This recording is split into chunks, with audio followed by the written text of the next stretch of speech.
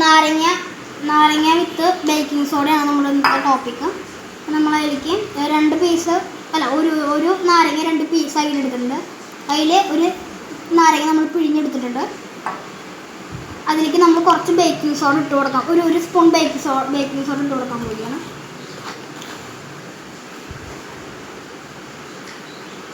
ഇനി നമുക്കിതിലേക്ക് നാരങ്ങ നീര് കുറച്ചൊഴിക്കാം.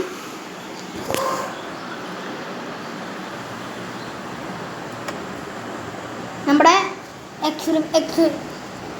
ആക്ടിവിറ്റി സക്സസ് ആയിട്ടുണ്ട്.